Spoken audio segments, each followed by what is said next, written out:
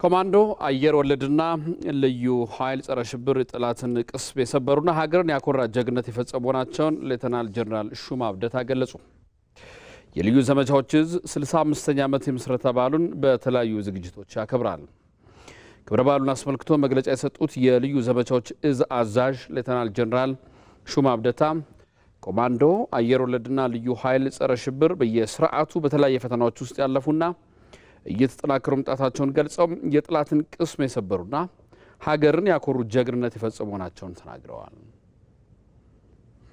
በየስርዓቱ አንዳንድ ጊዜ የመፍረስ አደጋ ይገጥመዋል።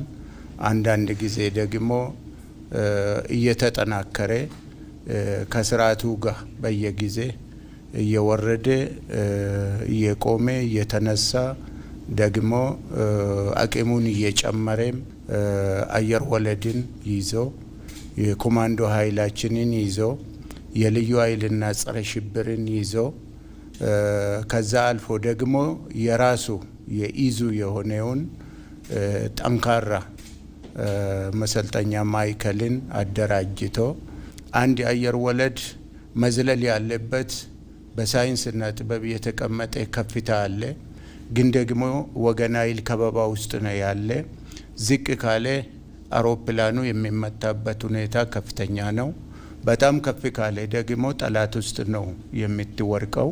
ግን ይህንን ሁሉ ተቋቁሞ ከማይፈቀድ ከፍታ ዘሎ ወገን ደራሽ ሆኖ ከከበባ ያወጡበትና ሁኔታ ቀያሪ ነው የምንለው እነዚህ ሁኔታዎችን በማየት ነው።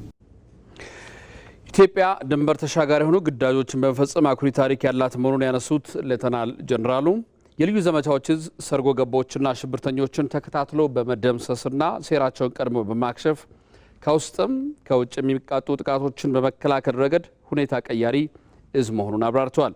የማይበገር ጽናት የማይታጠፍ ማንነት በሚል መሪ ቃል የሚከበረው የምስረታ በዓሉ እዙ ባለፉት 6 አስርት ዓመታት ያስመዘገባቸውን ድሎች በመዘከር የሀገርን ሰላም በማስከበር ረገድ የነበረውን ጀግንነትና ወኔ ለአሁኑ ትውልድ ለተተኪዎቹ እንዲያወርስ በማድረግ የሚከበር መሆኑን ሌተናል ጀነራል ሹማ አብደታ በመግለጫቸው ላይ አስታውቀዋል።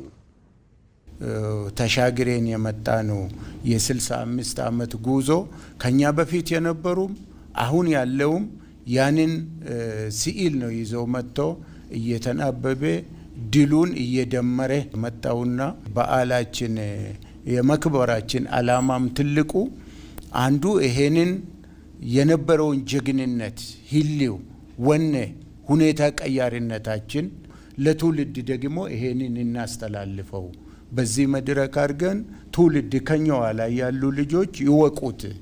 ምን ታሪክ ነበረ? 65 ዓመት ጉዞ ምንድነው የገጠሙን? እንዴት ነው ያለፍናቸው? ለምንድነው እንጀግንነቱን ይዘን እዚህ የደረስነው የሚለውን ነገር ትውልድ እንዲያውቅ ለማድረግ ነው።